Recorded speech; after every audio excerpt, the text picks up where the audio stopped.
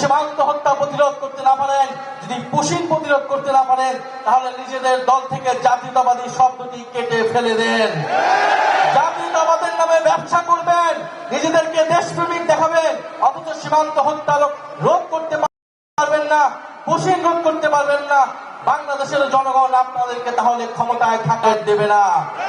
প্রিয় রংপুরবাসী, আমরা ঐক্যবদ্ধ আছি। আপনাদের উদ্দেশ্যে এটাই আহ্বান, সংসদ এবং সংসদের বাইরে ঝড় বৃষ্টির ও যত প্রতিকূলতা থাকুক, গণভোটের রায় বাস্তবায়নের জন্য, সংস্কার বাস্তবায়নের জন্য আমরা রাজপথে থাকবো। আবু সাইদ আমাদেরকে দায়িত্ব দিয়ে দিয়েছে, শহীদ মুগ্ধ আমাদেরকে দায়িত্ব দিয়েছে, শহীদ ওয়াসিম আমাদেরকে দায়িত্ব দিয়েছে, আমাদের ভাই ওসমান হাদি আমাদেরকে এই দায়িত্ব দিয়েছে এই দেশকে সংস্কার করা, এই দেশের আজাদী এবং সার্বভৌমত্ব রক্ষা করা। প্রিয় রংপুরবাসী, পরিশেষে একটি কথা বলে যেতে চাই। আমরা গতকাল শুনতে পেলাম একটা সাক্ষাৎকারে যে ডিসেম্বরে কে একজন দেশে আসার পরিকল্পনা করছে। আমরা ফাঁসির দড়ি রেডি করে অপেক্ষা করছি। আপনি ডিসেম্বরে আসুন, আর যখনই আসুন ফাঁসির দড়িতে তাকে ঝুলতেই হবে।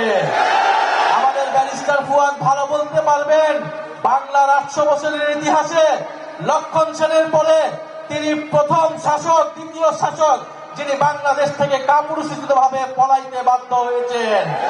বাংলাদেশ থেকে যে পালিয়ে যায় সে আর বাংলাদেশে কখনো ফেরত আসে না।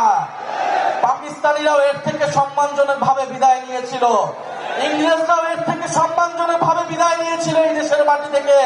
কিন্তু শেখ হাসিনা এবং আওয়ামী লীগ সরকার যত অসম্মানজনক ভাবে, কাপুরুষিত ভাবে এই দেশ থেকে, এই দেশের জনগণ ছেড়ে, তাদের নিজের নেতা কর্মীকে ছেড়ে দেশ থেকে পালিয়ে গিয়েছে, ভারতের কোলে আশ্রয় দিয়েছে, তিনি আর এই দেশে আসার সব সাহস কখনোই রাখবে না।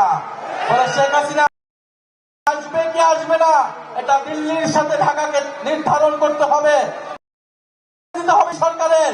শেখ হাসিনা সেখানে বসে দেশকে অস্থিতিশীলতা করছে, এই দেশের ফ্যাসিস্ট মিডিয়ার দোসরেরা সেই সকল তথ্য প্রচার করছে। বাংলাদেশের জনগণ এটা মেনে নেবে না।